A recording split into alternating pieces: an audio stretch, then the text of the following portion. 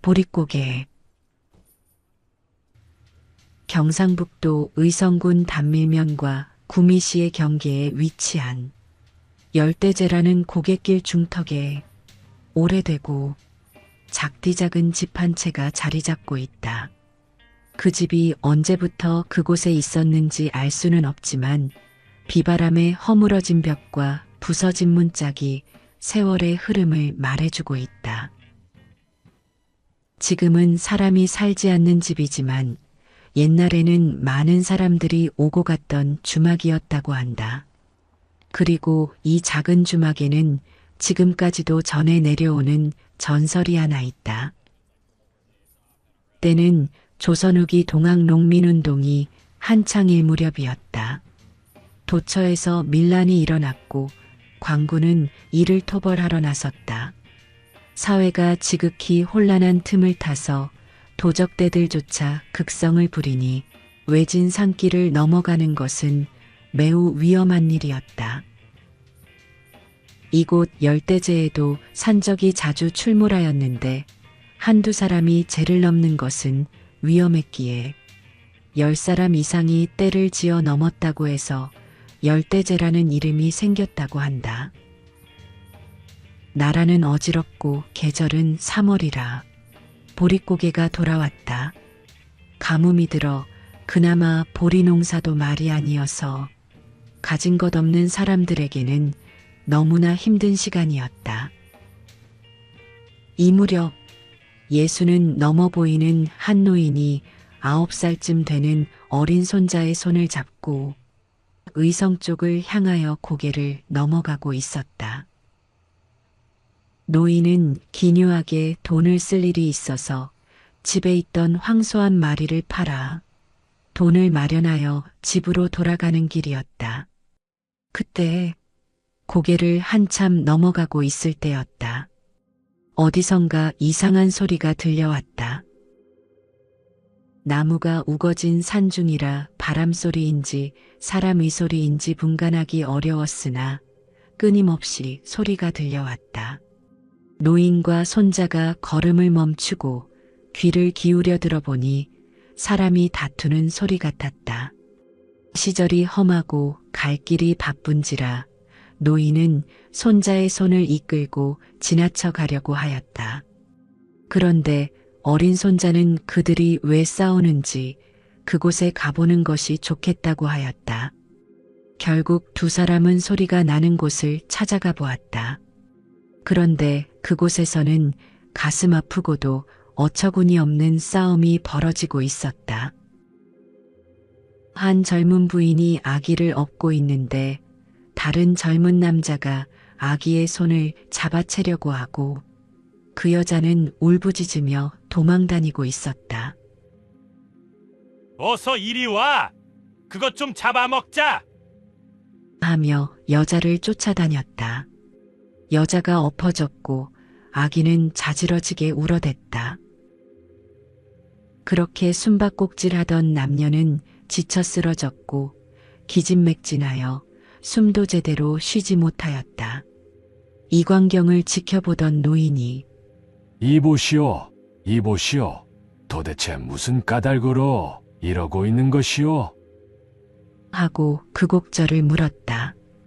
지친 남자는 자리에 늘어졌고 여자는 한숨을 쉬며 눈물을 흘렸다.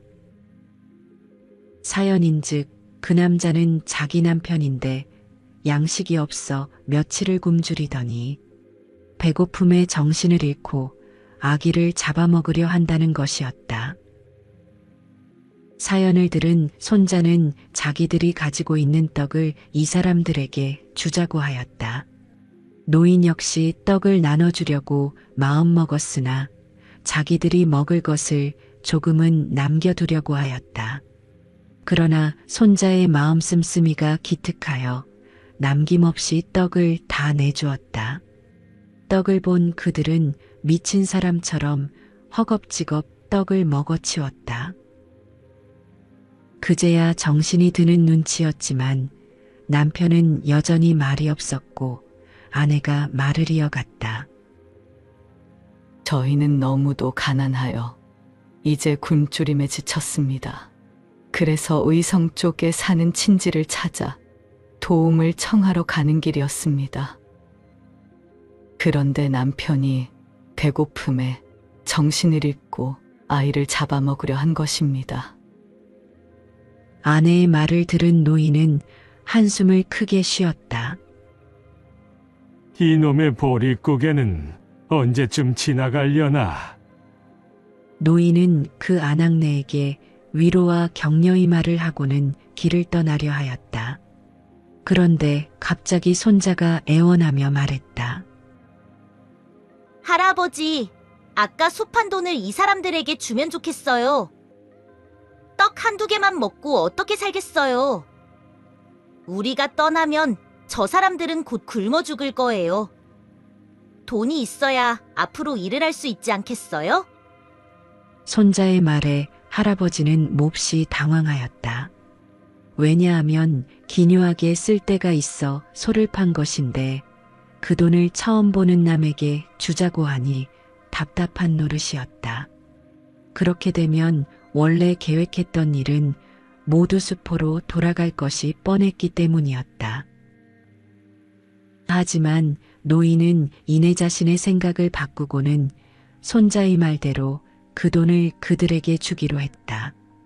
자신의 계획도 중요하지만 사람 생명보다 더 귀한 것은 없다고 판단한 것이다. 자, 얼마 되지 않는 돈이 남아 가지고 고향으로 돌아가서 살기를 마련하시오. 노인은 솥판 돈을 전부 내주고 길을 나섰다. 그들에게는 너무나 많은 돈과 마음을 받은 부부는 어찌할 바를 몰라하며 감사의 절을 했다. 정말 감사합니다. 어디에 사는 누구신지 조남이라도 알고 싶습니다. 그러나 노인은 그렇게 이름을 내놓을 만큼 대단한 사람이 못 돼요. 라고 말하고는 길을 떠났다.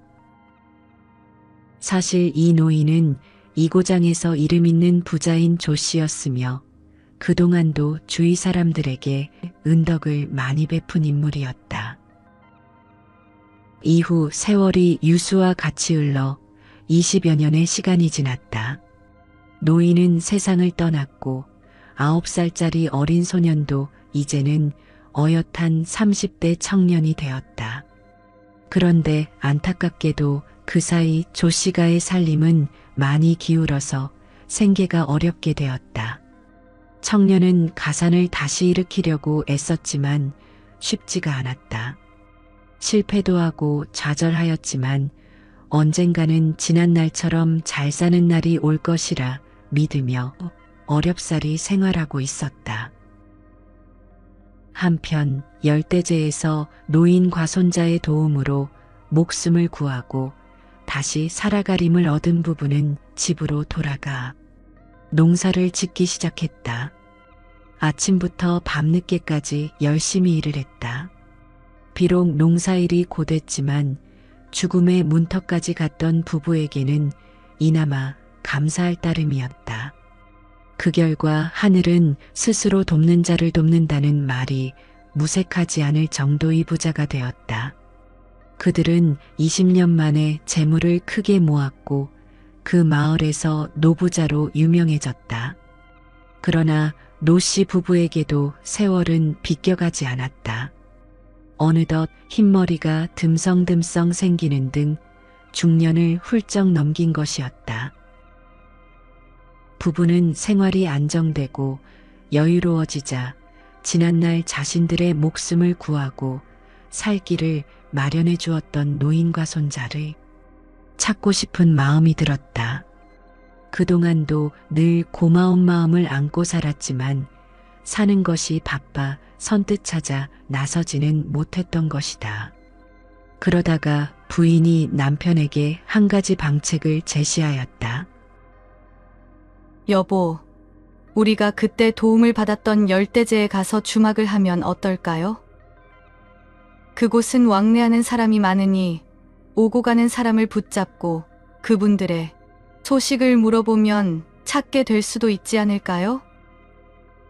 그 말을 들은 남편도 그렇게 하는 것이 좋겠다고 동의하였다. 부부는 열대제에 가서 아담한 주막을 열었다. 오가는 길손들이 쉬어갈 수 있도록 하고 술은 공짜로 주었다.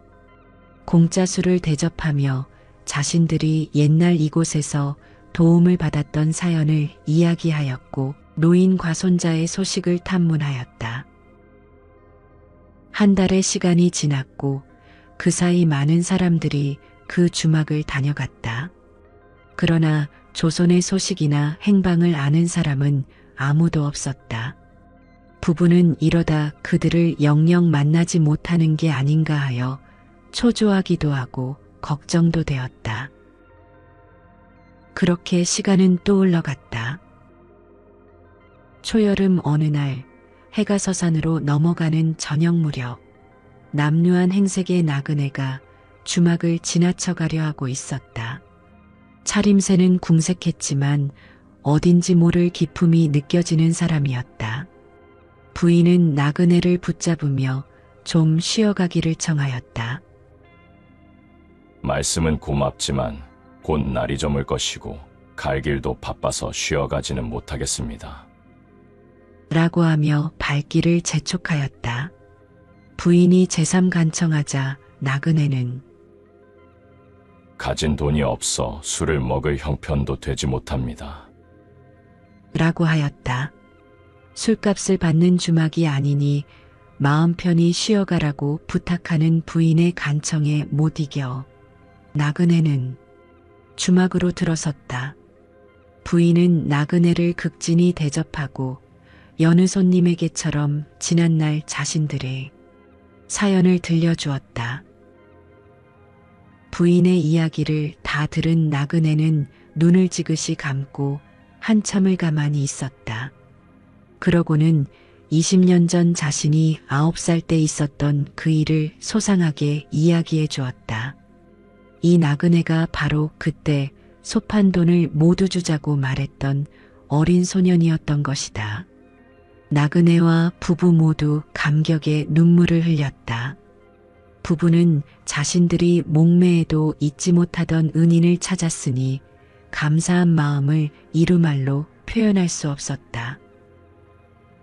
초로의 부인은 그 나그네를 와락 껴안았다.